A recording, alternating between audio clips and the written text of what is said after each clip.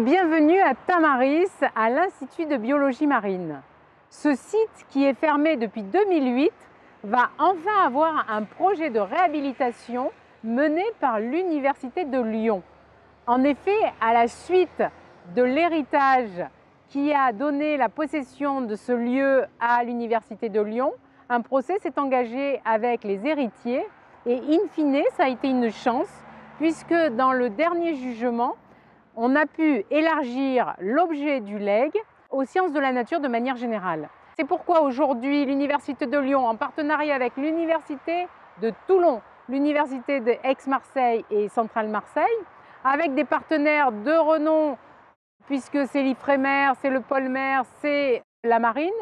TPM est un partenaire privilégié, la ville de la Seine, la région, tout le monde est autour de la table, susceptible de financer ce projet à hauteur de 6 millions d'euros et surtout de développer un programme de centre pour des chercheurs internationaux qui traitent de la nature, de la mer, de l'environnement et qui s'ouvriront sur des sessions qui seront publiques, semi-publiques ou privées.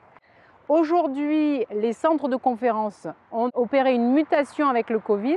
C'est pour partie en présentiel et pour partie en distanciel.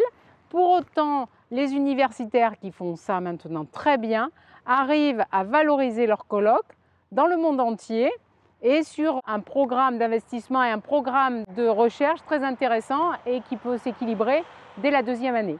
Ce sera l'occasion de définir un programme où il y aura un amphithéâtre d'une centaine de places, des bureaux avec des salles de travail pour les chercheurs et un accompagnement en hébergement sur place. Il y aura aussi une société qui viendra ponctuellement pour livrer des repas, pour donner un lieu de convivialité à ce centre. Le bâtiment patrimonial va rester en l'état, va être réhabilité.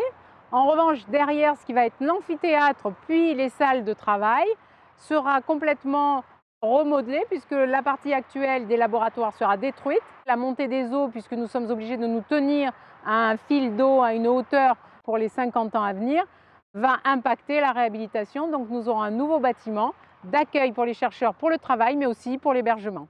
Il y aura aussi une requalification du jardin, parce que ce qui est important, c'est de créer une liaison entre ce jardin humide qui va être créé dans le cadre de la réhabilitation de la corniche et le jardin de l'Institut de biologie marine, avec des passerelles et des portails qui va faire que nous pourrons organiser des colloques ici même, sur un format plus étroit ou sur un format plus large, sur l'extérieur de cet institut.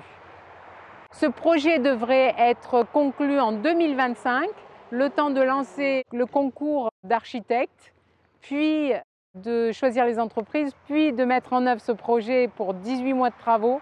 Ça nous conduit tout simplement à 2025, mais nous nous engageons de manière très optimiste et très volontaire dans ce programme qui est absolument somptueux et qui va faire rayonner la Seine comme premier port scientifique à travers le monde.